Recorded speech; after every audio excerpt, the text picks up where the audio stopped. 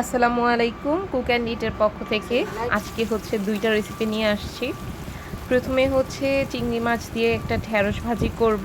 দ্বিতীয় রেসিপিটাও হচ্ছে চিংড়ি মাছের একটা রেসিপি থাকবে, সেটা হচ্ছে চিংড়ি মাছ দিয়ে লতি রান্না করব। তো প্রথমেই আমি হচ্ছে ঢ্যাঁড়স ভাজি করব, তার জন্য এখানে পেঁয়াজ, কাঁচামরিচ আর চিংড়ি মাছ একটু তেলের মধ্যে ভেজে নিচ্ছি।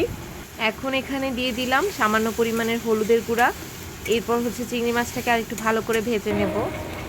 এখানে হচ্ছে ঢ্যাঁড়সটা দিয়ে দিচ্ছি। ঢ্যাঁড়সগুলো আগেই ভালো করে ধুয়ে কেটে নিয়েছিলাম। এখন এর মধ্যে আমি স্বাদ মতো লবণ দিয়ে দিচ্ছি। এখন চিংড়ি মাছের সাথে এই পুরোটা ভালো করে মিশিয়ে এটাকে আমি 10 থেকে 15 মিনিট সময় নিয়ে ভাজবো। আর ঢ্যাঁড়স ভাজির ক্ষেত্রে কিন্তু আমি পানি একদমই ব্যবহার করব না।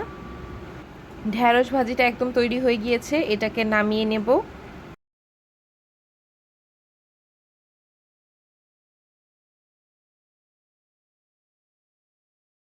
এখন হচ্ছে লতি রান্নার জন্য আরেকটা কড়াই নিয়ে নিলাম। এর মধ্যে আমি সামান্য পরিমাণে তেল দিয়ে চিংড়ি মাছটাকে একটু ভেজে নেব।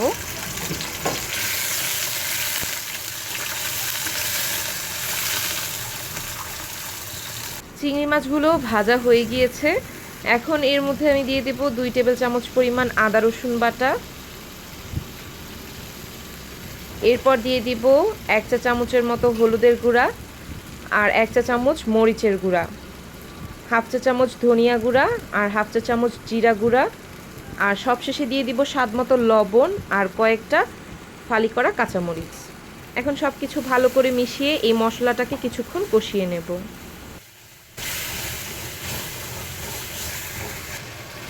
মশলা কষানো হয়ে গিয়েছে, এখন এর মধ্যে আমি লতি দিয়ে দিলাম।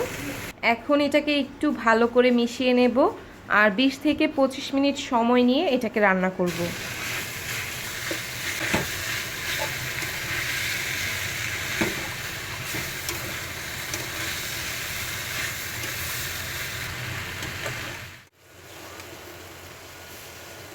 লতি রান্নাও হয়ে গিয়েছে, এখন এটাকে আমি নামিয়ে নেব।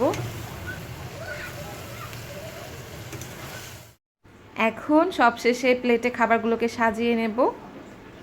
আজকের এই চিংড়ি মাছ দিয়ে দুইটা রেসিপি আপনাদের কেমন লেগেছে সবাই আমাকে কমেন্টে জানাবেন। আর আপনারা বাসায় চাইলে ট্রাই করতে পারেন, আশা করি ভালো লাগবে। তো সকলে আমার চ্যানেলটিকে সাবস্ক্রাইব করে আমার পাশে থাকবেন। সকলে ভালো থাকবেন, সুস্থ থাকবেন। আল্লাহ হাফেজ।